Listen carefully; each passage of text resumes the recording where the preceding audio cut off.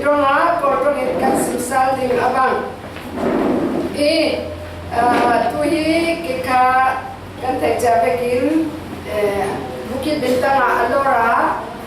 Mizau service tu sinya pastain karak bei sule di Kotaraya Methodist Wesley Menara Piang Impi Akin every Friday night 11 p.m. Zan late cut Nazi pakat lek kwai chong kan man cheu ko servicing mi som tu kan ko kan thok pe tang kat chiang ni chu le ro sa kan dau di kha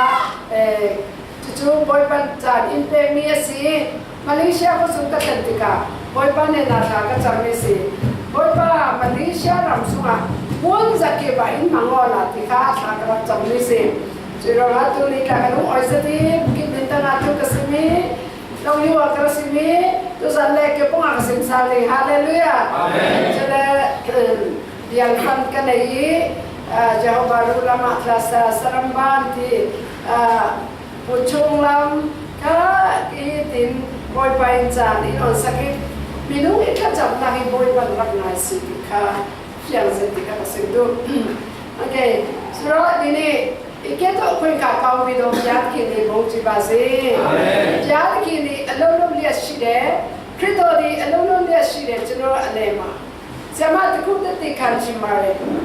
Sama mandi ni adrima, mau natang sekung ne aku jama bono. Sama aku ma anangin chine jad kini cuma aku ma amu yude. Pertama sama ma dizu Januari na lau kali, anak maya rau bono, anak maya le kajar Julai la kali, teroli sula no, na inyu cila le, kuni makamu bono, teke uji jari bono, dame sema, tani jaro, ima kau masuk nai rau, terus mianya saya masuk nai, so lo, beauty pala, beauty ni teyama, sema ka. Sinus infection है वो no sinus सुन बलूनी डाले अक्सर से यार है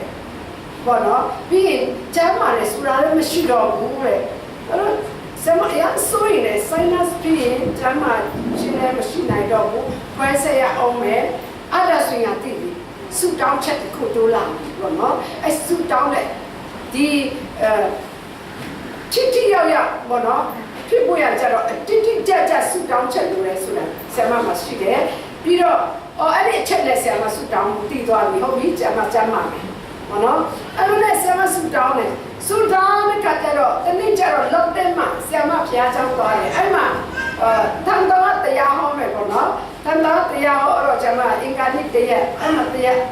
ตอนนั้นอาทำเนี่ยอาทำมุ่งยอเลยเนี่ยPreach and worship to my mouth, you. Go let the yale hold by the piano. Go out the car, 2 months in it, who saw like come on. Sama do tell she didn't do la baby, I will not say them. Oh, we know the car, she do la the catcher. Don't be like do la the catcher. I'm at the game, linging candle, no. The game, Tamu, very precious, and in a Sama Kanzare. Jamai cima jama musuh tahu, mungkin nonai, tiada nai, mungkin nonai, mungkin bimbe mau dorang mah beni rekama. Ini yang mereka cakap, nak jauh ni. Haleluya. Aku mencintui, siapa? Kunala sila lalu anak maya dorang ayamu. Aku kamu anak ya, saya harus yimu tak ajar deh, yimu jadi aku anak bumati, jangan bumati awak aku ajar deh sudah. Ada merah, aku cakap aku yimu anak leti lah, ibu no, biar dia ajar macam ni. Haleluya. Sudah tinggal cenderung lutanya sudah tak biar kita nangis. Haleluya. Merah cenderung apa mah, mesti juga tu asinte merah cenderung itu pasti deh sudah. Siapa promosi jual oleh? Aku tahu jani mah, takkan siapa kah di nala kah, tapi di ne, terlalu di makam lo, ada mah terleci bisuro, nari dia nari akat ni di bilang lo, dan esoi lah, siapa sudah man, ada nas sisek ngaji, soan teman ne, mulut tema, power mesura sudah man, ဒါမဲ့ခန္ဓာကိုယ်ထဲမှာအဲ့ဒီလိုအကြိုက်ခဲလေးတွေရှိလာတဲ့အခါကျနည်းနည်းဆိုးရလာသာကြာရပရိနိညာနေပိုင်းမှာဒီနာတအားရှိနေလာတော့မြို့သားကခန္ဓာကိုယ်အမျိုးတူတအားတည်ခါကျတော့ဒီနာနိုင်ပါဖြစ်နေတယ်လို့အဲ့ဒါစိတ်အိမ်ပဲစိတ်အိမ်စီလာချောင်းမကောင်းတာအဲ့ဒါမျိုးစီလေအဲ့တော့ငါလည်းအဲ့ဒီချက်တွေကစူတောင်းတယ်မိတ်ပြီးတယ်ကျမ်းမှာဆိုပြီးတော့ဆရာမမိတ်ပြီးတယ်အဲ့ဒါနဲ့တောင်းကြနေအစာရှောင်လဲစုတောင်းရောအဲ့မှာအားကြိုက်လာတဲ့ခါကျတော့ဒါမဲ့စူတောင်းဒီပြပူပြီးတော့စူတောင်းတယ်တနိုင်2နိုင်3နိုင်တော့စူတောင်းလာတဲ့ခါမှာတဦးချင်းနဲ့စူတောင်းလာတဲ့ခါမှာစူတောင်းတင်ပြတယ်ဆရာမမတင်ပြဘူးဒူတောင်းနေဒီတစ်ခေါက်ဒီအနာနဲ့ဆရာမက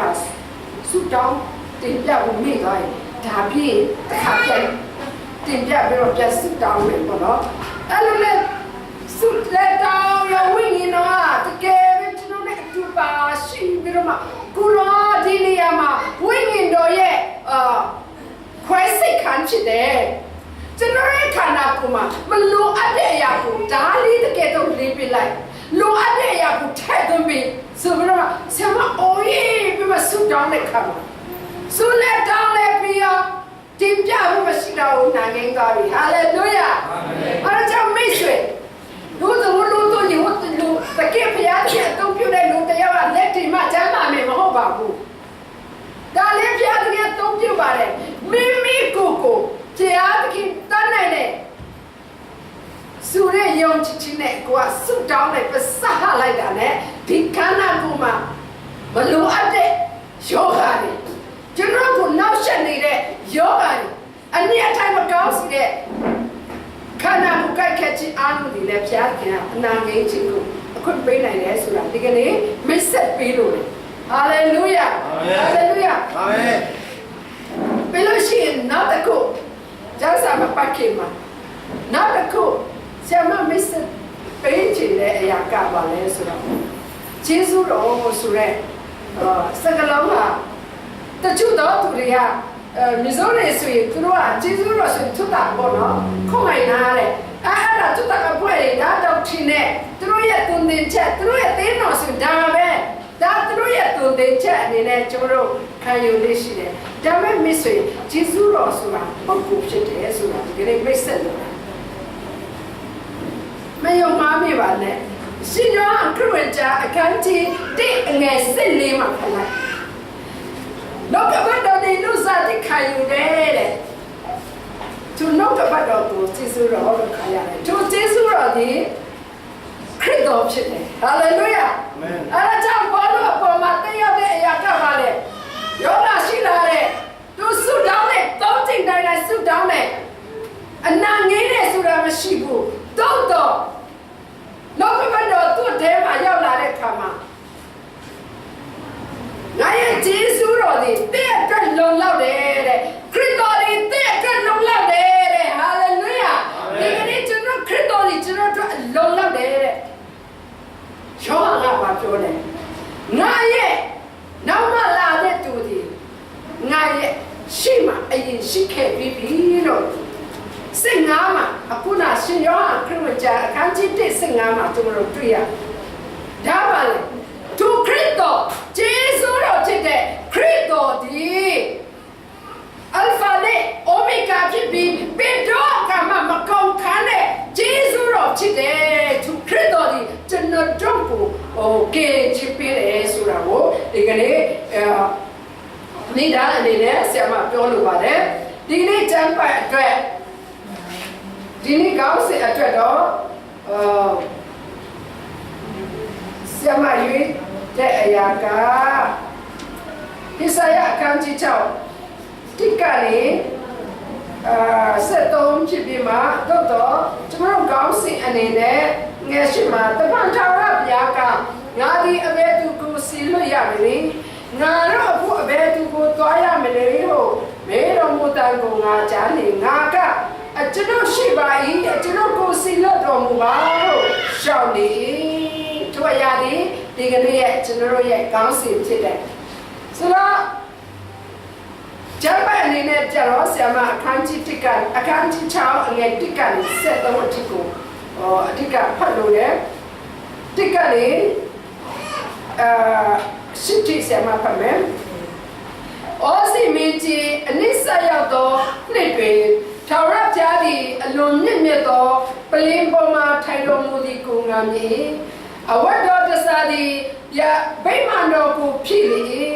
ကောင်းကင်သမန်တရက်တို့သည်ပလင်တော်တစ်ဖက်တစ်ချက်၌ရက်နေကြ၏သူတို့သည်အတောင်6ခုရှိစီ၍အတောင်2ခုဖြင့်မျက်နှာကိုဖုံးလျက်အတောင်2ခုဖြင့်ခြေတို့ကိုဖုံးလျက်အတောင်2ခုဖြင့်ပြန်သက်ကြ၏သူတို့ကလည်းကောင်းကင်ဘုံကြီးအရှင်ထာဝရဘုရားသည်တန်ရှင်းတော်မူ၏မြေကြီးလုံးသည်ဘုံတော်နှင့်ပြည့်လေဟုတပါးကိုတပါးကျွေးကြော်၍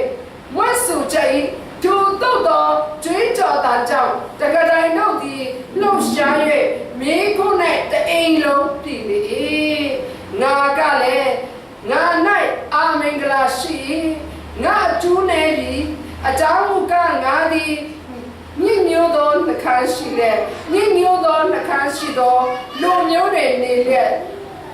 နဲ့ကောင်းကင်ဘုံကြီးအရှင်ထာဝရဘုရားတည်ဟူသောအရှင်မေကိုမျက်စိနဲ့မြင်နေပြီတကားဟုဆို၏ထိုအခါကောင်းကင်သမန်တရက်တစ်ပါးသည်ဇင်ပလင်ပေါ်ကမင်းရဲ့ဖြင့်ယူသောမိခဲတခဲကိုလက်နဲ့ကိုင်လျက်ငါရှိရာသို့ပြန်လာ၍ငါနှုတ်ကိုတူးပြီးအင်းမိခဲသည်တင်အိနှကန်းကိုတွေ့ပြီးတင်အိဒိုးစရိုက်ကိုတုတ်တင်ပြီးတင်အိအဖြစ်လဲကျင်းရှင်းပြီးဟုတ်ဆို၏တပန်းဒါဝရဘုရားကငါဒီအဘယ်သူကိုစီလွတ်ရမလဲငါဖို့ဘယ်သူတွေသွားရမလဲလို့ငါမင်းတော်မူတန်ကိုငါကြားနေငါကအကျွန်ုပ်ရှိပါ၏အကျွန်ုပ်ကိုစီလွတ်တော်မူပါဟုရှောက်လေ၏ပတ်တော်တဲ့ကျမ်းပိုက်ကျမ်းနာသူရောက်ရှိတိုင်းပုံမှာဖျားခင်ကောင်းခြင်းပေးပါစေအာမင်ဟိစာယကဖျားခင်ကိုပလင်တော်ပုံမှာထိုင်တာကိုမြင်တွေ့တယ်ဘယ်လိုဘယ်ချိန်မှမြင်တွေ့ရတယ်လဲဆိုအိုးစီမင်းအနစ်စာရောက်တဲ့နှစ်မှာပဲတွေ့တယ်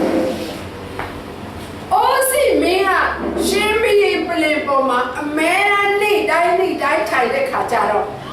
ဟိစာယကဖယားတခင်ကိုမမြင်နိုင်ဘူး။အောစီမင်းရဲ့ဩဇာအာဏာဝတ်လုံးတွေအာဘော်တွေကြားနေရတဲ့မြင်နေရတဲ့အခါမှာဖယားတခင်ဇစ်ပလင်ပေါ်မှာဘုံတစ်ခုနဲ့ထိုင်တာကိုသူမမြင်နိုင်ဘူး။ဒါအောစီမင်းကဖယားတခင်နဲ့မြင်တွေ့မဲ့အရာကိုသူကကွယ်လိုက်တာဖြစ်တယ်။ဒီကနေ့ကျွန်တော်ရဲ့နေ့တိုင်းအသက်တာမှာဖယားတခင်ကိုဘုရားသခင်ရဲ့ဘုံကိုမမြင်နိုင်အောင်ဘာကတားနေတယ်လဲဆိုတာမေးဖို့မေးဟိစာယကျတော့အောစီမင်းကြီးကကွယ်နေတယ်လေတော့ဘုရားသခင်မမြင်နိုင်ဘူးအောစီမင်းတိမ်မတော့ဘုရားသခင်ကိုဘုံတစ်ခုနဲ့ထိုင်ပလင်ပေါ်မှာထိုင်နေတာဘူးဝိစီကျွန်တော်နေ့စဉ်နဲ့အသက်တာမှာကျွန်တော်ရဲ့ဝန်ဆာရှောင်းရရှိကျွန်တော်ရဲ့ခက်ခဲခြင်းကျွန်တော်ရဲ့ဘဝရုန်းကန်ခြင်းအဖြစ်တော်၎င်းကျွန်တော်ရဲ့တတ်မဲ့ခြင်းတော်၎င်းကျွန်တော်ရဲ့တကူကောင်းစားခြင်းအဖြစ်တော်၎င်းဖျားသခင်ကိုမမြင်တွေ့နိုင်ပဲနဲ့တခါတလေကွယ်သွားနိုင်တယ်ဆိုတာဒီကနေ့ပြောလို့တယ်။အော်စီမင်းတည်တဲ့ဖြစ်မှာကြတော့ဣဇာယကကြတော့ဖျားသခင်ရဲ့စစ်ပလေးပုံမှာဘုံတစ်ခုတော့နဲ့ထိုင်နေတာကိုတွေ့ပါတယ်။မိတ်ဆွေကျွန်တော်ရဲ့အသက်တာမှာဖျားသခင်နဲ့သူ့ရဲ့ဘုံနဲ့ထိုင်နေတာကိုမြင်တွေ့နိုင်အောင်ဘာကမှမတားဆီးဘူး။ဟာလေလုယာ။ကမြားဘဝမှာဘာအခက်ခဲဆုံးဖြစ်တယ်။ဘာကဖျားသခင်ကိုဖျားသခင်ဘုံကိုမြင်တွေ့ဖို့တားနေတယ်ဆိုတာဒီကနေ့စဉ်းစားပြီးမှသူတားနေတဲ့အရာကိုဒီကနေ့ခရစ်တော်ရဲ့နာမတော်အဖြစ်ကျွန်တော်တို့ချူးဖဲ့ပြီးကိုအရေးကြီး breakthrough ကိုအရေးကြီး hallelujah ဆက်လက်ပြီးတော့မှဆရာမပြောလို့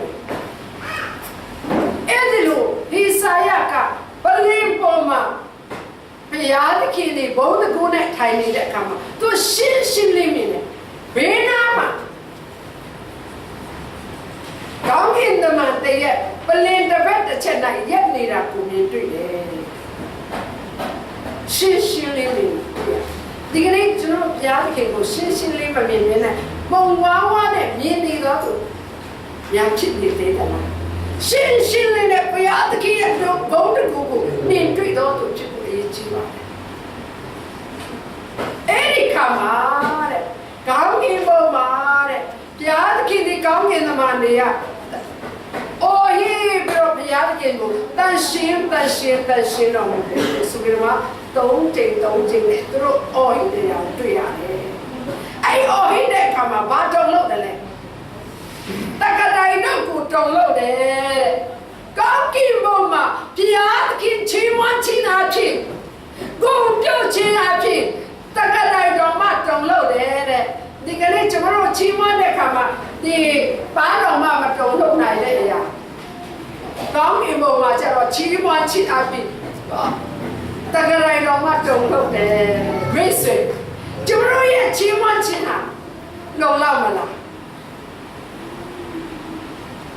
ကောင်းကင်ဘုံ၌ကောင်းကင်ဘုံ၌ပြုတဲ့ကဲတော့မိကြီးဘုံမှာလည်းပြည့်စုံပါစေတော့မြတ်စကားနဲ့ဆို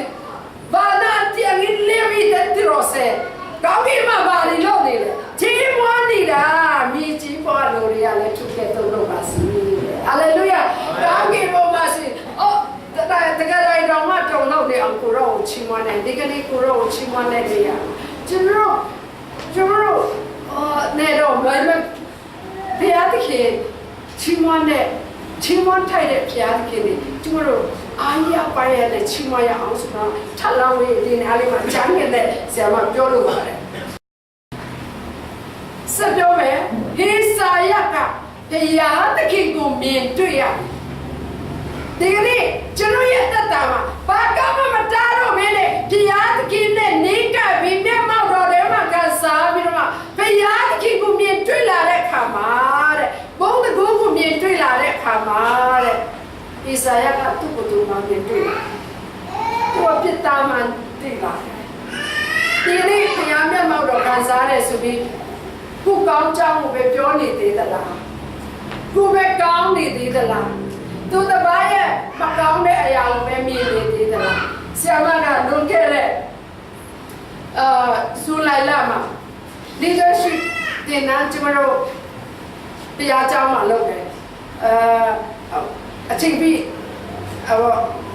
ကောင်းဆောင်လေးပေါ့ခေါ်ပြီးတော့ကျမတို့တလီကုန်းနဲ့တညလုံးတင်နန်းဖွင့်ပြတော့အဲ့ဒီမှာတိုက်ခိုက်မှာပြင်ဆင်ချက်ဆရာမယူနေတဲ့ချင်းဆရာမကဘာမြင်တွေ့ခိုင်းတယ်ဆိုဆရာမအမှမလုပ်ပါဘူးကောင်းတာလည်းမလုပ်ဘူးဒါပေမဲ့လူတွေရဲ့အဖြစ်ကိုမြင်တယ်ဒါပေမဲ့ဘုရားခင်ကကျွန်တော်ကိုခေါ်ပြတဲ့အရာကကြတော့နေ့မှလည်းကိုကောင်းတယ်လို့တတ်မှတ်တဲ့အပြစ်ရှိတယ်အဲ့ဘယ်လိုမြင်တွေ့လဲဆိုကြောက်ခဲပုံမှာအဲ့ဒီအကြီးတွေမိုးကြနေတဲ့အချိန်မှာကတ်နေတယ်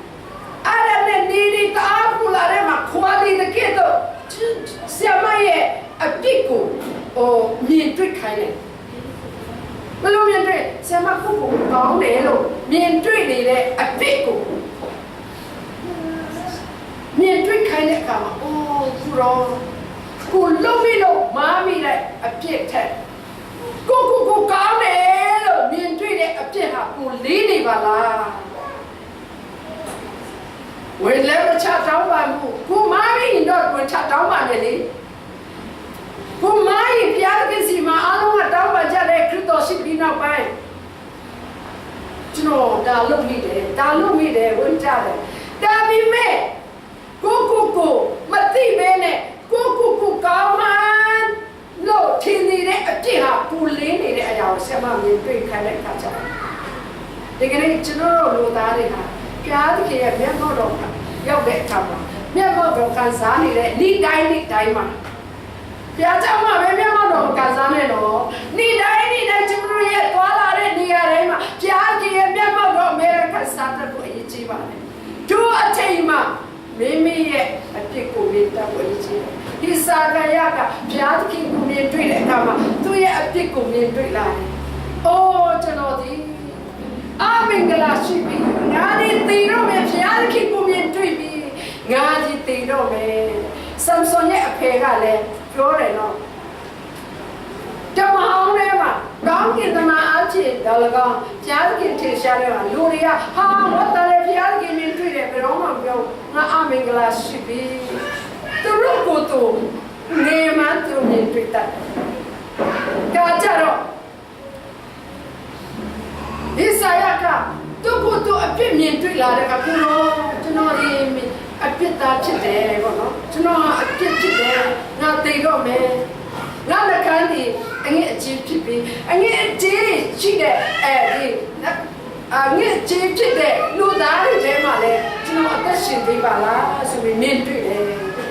အဲ့ဒီခါကျတော့လေဟာလေလုယာအာမင်ဖျားခင်အရာကောင်းတယ်ဒီချိန်မှာဒီဟေစာယကတော့ဒီလိုပဲပေါ့တော့သူဘာမှမလုပ်တော့ဘူးနှလုံးသားထဲမှာသူအပြစ်သားမှပဲမြင်တွေ့တယ်ဒါပေမဲ့သူကလှုပ်ရှားလာတယ်လေဖယားတခင်ကကောင်းကင်သမားကိုစီလွတ်ပြီးတော့မှတဲ့စေပလင်ပေါ်ကမိခဲကိုယူဆောင်ခိုင်းပြီးတော့မှဟေစာယပတ်စမတာတူထီတယ်ဟာလေလုယာအာမင်ဒီကနေ့ကျွန်တော်ကဲတင်ချင်းဟာလည်းပဲကျွန်တော်လို့ဆောင်တာမဟုတ်ဘူးတရားသခင်ရဲ့ချစ်ချင်းမိတ္တာကတပါးဒီတော့တားတော့ကိုစီလွတ်ပြီးသူကိုယ်ရကလွတ်ပေးတာဖြစ်တယ်ဟာလေလုယာဒီကနေ့ဟေစာယအပြစ်သားမှသူကိုတည်လာတဲ့အခါမှာတရားသခင်ငြိမ်မနေဘူးကောင်းကင်သမားစီလွတ်လာတယ်ပတ်စံတူလာတဲ့အခါမှာပါတဲ့အတန်ကြားလိုက်တယ်အခုချိန်ကစားပြီးတင်းအပြစ်တွေတင်းမှရှိတဲ့အငြိအကျေးတွေအားလုံးစီတော်ပြီးပြီလေဟာလေလုယာလက်ရှိကြရအောင်ခုလေးတော့မယ်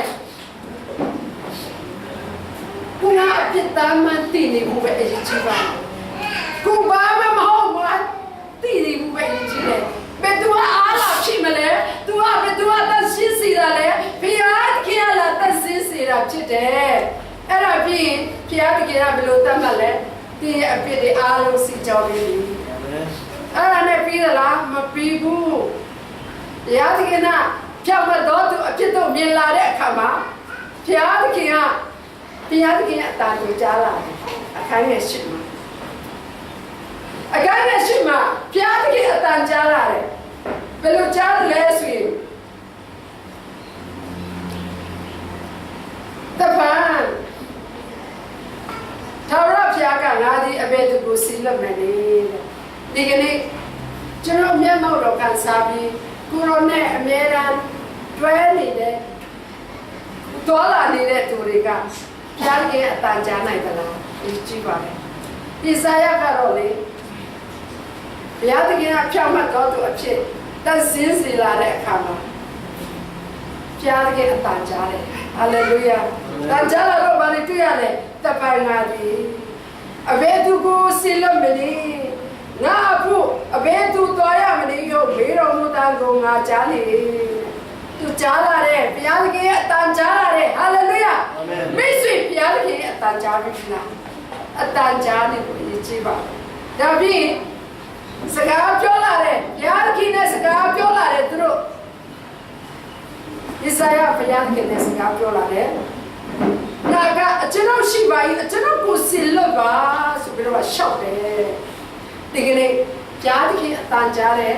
ဘယ်လိုနည်းနဲ့ကြားတယ်လဲရှင်မတဲ့ခရစ်ယာန်အခန်းကြီး28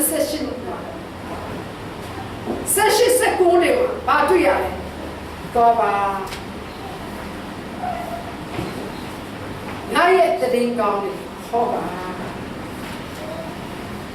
ငါရဲ့ကဲတင်ချစ်ဆိုချစ်ဆိုတည်င်းကိုဟောပါယုံတော်သူဒီဟာကမေရောတာရောတရှင်တော်ဝိညာဉ်နာမနဲ့လက်ချေကပေးပါသူတို့ကိုတပိတော်ဖြစ်စီပါသူတို့ကိုတဲ့ဘာပြောသေးတယ်လဲငါပေးတဲ့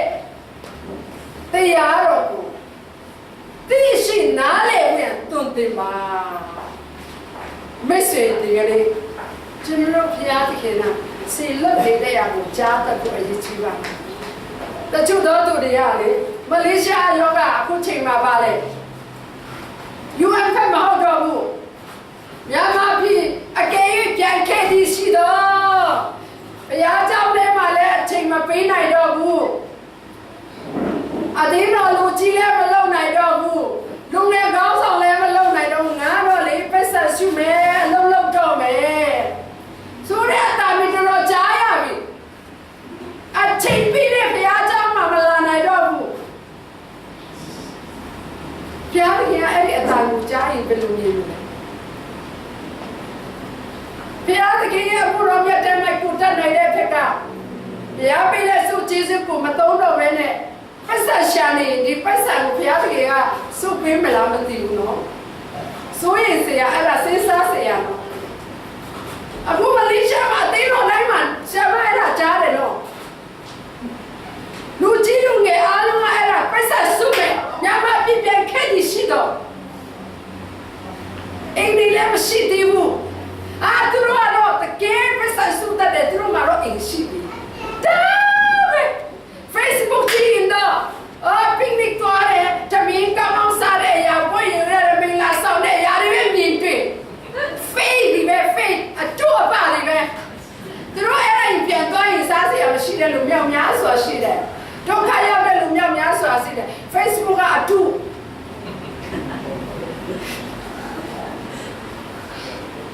တချို့စနော်အကောင်းကောင်းလေးလာလာလေးရှိတဲ့နေရာမှာရိုက်တာတကယ်လည်းအဲ့မှာခဏတဖြူသွားနေတာသူကတကယ်ချင်းလိုက်လို့တဲ့တခါတိုင်းရိုက်တာမယုံတဲ့သူများကထင်နေရမကြည့်နဲ့အတိတ်ကတော့လေဖျားသခင်ရဲ့မျက်မှောက်ထဲမှာအမဲရနေတော့သူတွေဒါလေးကောင်းစားချင်းတို့ရဖြစ်ပြီးဆို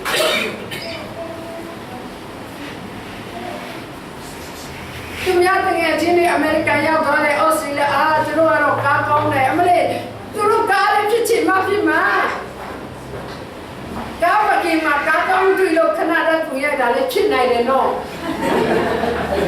သူတို့ရဲ့အရာရ1000တန်သူတို့တကယ်မောင်းတဲ့3000တန်လည်းဖြစ်နိုင်တယ်တိုင်းမယုံနဲ့အဓိကတော့လေဘယ်နေရာမှာပဲနေနေဘုရားသခင်အတန်ကြားဖို့ဘုရားသခင်ရဲ့နှုတ်ကပတ်တော်အတိုင်းအသက်ရှင်ဖို့တရားတော်အတိုင်းအသက်ရှင်ဖို့တမန်တရားနဲ့အသက်ရှင်ဖို့တာလေအရေးကြီးပါကျမ်းစာကြတော့ကောင်းအောင်သိတယ်နှုတ်ကပတ်တော်တဲ့အသက်မရှိရင်ဒါအန္တရာယ်ရှိတယ်ကျမ်းတဲ့ပုဂ္ဂိုလ်ရဲ့ကျမ်းစာတာသိတယ်နော်ဒါမဲ့ခရစ်တော်ကပြောလဲဒီလိုငွေတွေနော်သူကပတ်ဆက်သူတို့ကိုပြောတယ်နော်ဖရိစဲတွေကျမ်းတဲ့ပုဂ္ဂိုလ်တွေသူကပတ်ဆက်ပြောတယ်မိတ်ဆွေတွေကလည်းတမန်တရားအတိုင်းပဲအသက်ရှင်တော့အရေးကြီးတယ်ဘူရောအတန်ကြားတော့သူဖြစ်ပေါ်ရေးကြီးတယ်ကို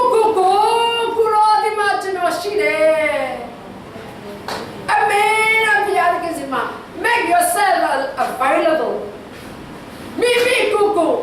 ဒီမှာရှိတယ်တော့တော့အရေးကြီးပါအဲ့ဒါမှစူဆောင်းရတော့ခွင့်ပူပေးတာဖြစ်တယ်နှုတ်ကပတ်တော်တိုင်းအသက်ရှင်နှုတ်ကပတ်တော်တိုင်းအလုံးလုံးအရေးကြီးဟာလေလုယာအဲ့ဒါနဲ့ဣစာယကဘုရားသခင်နဲ့ conversation စကားပြောတတ်လာတယ်မိတ်ဆွေဘုရားသခင်နဲ့ကျွန်တော်တို့စကားပြောတတ်ဖို့အရေးကြီးတယ်နော်အဲ့ဒီအဆင့်ဖြစ်ဖို့အရေးကြီးတယ်ကိုရိုင်းနဲ့ဘုရားသခင်နဲ့စကားပြောတတ်ဖို့အရေးကြီးလာတယ်Oh, my prophet is in my.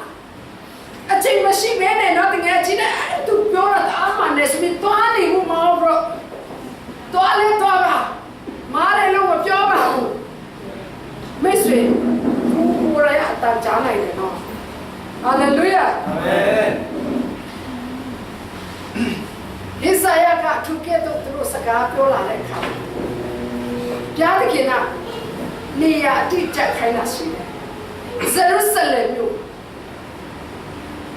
သရေလလူမျိုးစီမှာဟောသူခိုင်းတာဖြစ်တယ်။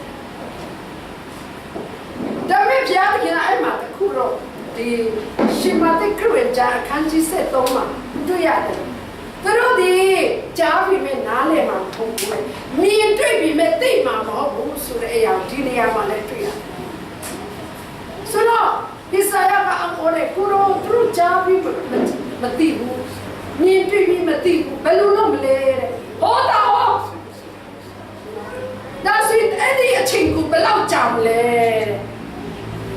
စကားပြောလာတယ်နော်ဘုရားသခင်နဲ့သူတို့စကားပြောလာတယ်တကယ်ချင်းလိုပဲပြောလာတယ်အဲ့ဒါဣစာယကဘာပြောလဲကိုတော့ဘယ်လောက်ကြာမလဲဘုရားသခင်ကဘာပြောလဲဇေရုဆလင်မြို့ထဲမှာလောင်ကျွမ်းနိုင်တဲ့အရာကိုရှင်းနေတဲ့ရွေတော့ဒီလိုဖြစ်နေတယ်မိတ်ဆွေကျွန်တော်ရဲ့ခန္ဓာကိုယ်ထဲမှာကျွန်တော်ရဲ့စိတ်ဝိညာဉ်ထဲမှာကျွန်တော်ရဲ့အသက်တာမှာလောင်ကျွမ်းစတဲ့ဇာတဲ့အရာတွေမကောင်းတဲ့အရာတွေရှင်းနေတဲ့ရွေတော့ကောင်းကြီးအပြည့်စုံမပြည့်နိုင်ဘူးဆိုတာပြောလို့ဇေရုဆလင်ကိုမြို့အသက်တာမှာပြုထောင်မှုရဒီစကားကိုရောက်လာဖြစ်တယ်ဇေရုဆလင်မြို့မှာမြို့တည်ဖြစ်အောင်ပြန်လဲပြီးတော့မှတည်ထောင်အောင်ပါလို့အပ်တယ်ဆိုဇေရုဆလင်မြို့မှာဘုရားကြီးမနစ်တဲ့ရောင်ချမ်းစီရတယ်အကုန်လုံးလောင်ကျွမ်းမှအတားလို့ဇေရုဆလင်ကိုပြန်လဲတည်ထောင်လို့ဖြစ်ဆိုတော့ဒီအဖြစ်တွေ့ရတယ်အကြောင်းမိတ်ဆွေကျွန်တော်ရဲ့အသက်တာဒီတကယ်ပဲဘုရားသခင်ရဲ့ကောင်းကြီးဘုရားသခင်ဒါပေမဲ့ကနေတဲဆောင်လာတဲ့မင်္ဂလာဟုသမျှရရှိဖို့ရကောင်းကြီးဟုသမျှရရှိဖို့ရဒီစာတဲ့အရာအဖြစ်ဖြစ်လာတတ်တဲ့စိတ်ဝိညာဉ်ထဲမှာဖြစ်တတ်တဲ့အရာတွေအားလုံးကိုကျွန်တော်ဝိညာဉ်တော်မင်းနဲ့လောင်ကျွမ်းစီဖို့ရည်ချပါဟာလေလုယာသူလောင်ကျွမ်းစီဖို့ကိုအခွင့်ပေးဖို့ရည်ချတယ်ဒီအခွင့်ကိုဘယ်လိုနေနဲ့လဲပတ်စက်နဲ့ပြောလိုက်ရုံပဲကိုရောကျွန်တော်ရဲ့စိတ်ဝိညာဉ်ဒါဝရအသက်မရှင်မဲ့ဒီဇာတိအရာတွေအားလုံးကိုရောရဲ့ဝိညာဉ်တော်အဖြစ်ကျွန်တော်ကိုလောင်ကျွမ်းစေပါဒါဝရဖြစ်နေတဲ့ဝိညာဉ်တော်ရဲ့အုပ်ဆိုးခြင်းနဲ့ကျွန်တော်ကိုအုပ်ဆိုးပါဆိုတော့မိမိကိုနောက်အဆက်ထွက်လိုက်တာနဲ့ကိုရောကထူပေါင်းခြင်းကိုပြင်အောင်စေဆိုပြောလို့ဟာလေလုယာအကြောင်းမိတ်ဆွေယေစာယကဩစီမေတည်တဲ့နေ့မှာဖယားသခင်မြင်တွေ့တယ်ကျွန်တော်ဒီဖယားသခင်မြင်တွေ့အောင်ပါရခွဲကပေးနေတယ်ကပွဲနေတယ်ဘုရားသခင်မျက်မှောက်တော်ခံစားရဆိုပြီးဘုရားသခင်မမြင်နိုင်တော့သူဖြစ်မှာအဆိုးရင်မျက်မှောက်တော်ခံစားနေအတန်ကြာတက်ရမယ်မြင်ရဲ့အဖြစ်ကိုမြင်တွေ့တက်ရမယ်ဝန်ချက်တောင်းတမှုဘုရားသခင်စီမှာပစဟာပြီးမှလောင်ကျွမ်းပါဘူးတော့ကျွန်တော်ရဲ့ဇာတိအရာကိုလောင်ကျွမ်းပြီးပါခွဲစိတ်ပေးပါဆိုတော့ကျွန်တော်ပစဟာကိုအကြည့်ပါဟာလေလုယာအာမင်ဟာလေလုယာအာမင်အကြောင်းလေးကနေဘုရားသခင်ကကျွန်တော်ကိုဆေးလွတ်နေတယ်ရှိမတဲ့ခရစ်ယာန်အခန်းကြီး28မှာတော့ကောင်းအခုနအခန်းငယ်10မှာတော့ကောင်းဘုရားသခင်ကငါဘယ်သူကိုစေလို့လဲငါအတွက်သူသွားလို့ဆိုတဲ့အတားလေးဒီမှာရှိတဲ့လူငယ်တွေအားလုံးဒီမှာရှိတဲ့တင်းတို့တွေအားလုံးမိသားစုတိုင်းသူအတန်ကိုကြားပြီးကိုရောကျွန်တော်မိသားစုရှိတယ်နော်ကျွန်တော်မိသားစုအပြင်ကိုရောဘုံတော်တင်ရှားစီလို့ရနော်ကိုရောရဲ့နိုင်ငံတော်တရင်ကောင်းကိုကြားပြောချင်တယ်နော်ကိုရောမဆာပါလမ်းပြပါ direction ပေးပါလမ်းပြပေးပါကိုရောကျွန်တော်တို့ဒီအစင်သက်ရှိပါတယ်ကိုရောကျွန်တော်ရဲ့လူငယ်ဘဝမှာကျွန်တော်ကိုရောတော့ပြုပါကျွန်တော်အချိန်တိုင်းမှာကိုရောအတွက်ပါပဲဆိုပြီးတော့မှဒီကနေ့မိမိရဲ့အသက်တာစက်ကအနန္တဘုဒီကနေ့အားလုံးဖိတ်ခေါ်လို့ရရောက်စီတိုင်းပုံမှာဖျားခင်ကောင်းချီးပေးပါစေအာမင်